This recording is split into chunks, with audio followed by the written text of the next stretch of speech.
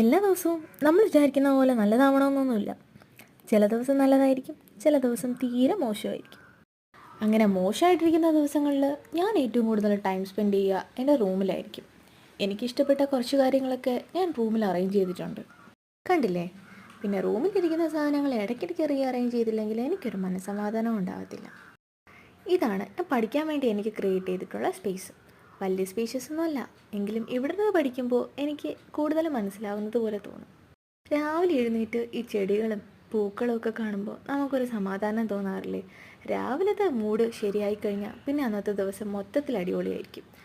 പിന്നെ രാവിലെ ആയതുകൊണ്ട് കുട്ടികളൊക്കെ സ്കൂളിൽ പോവുക, അപ്പോൾ പിന്നെ ഞാനും വിചാരിച്ചു അല്ലറ ചില്ലറ പരിപാടികളായിട്ട് ഇറങ്ങാമെന്ന്.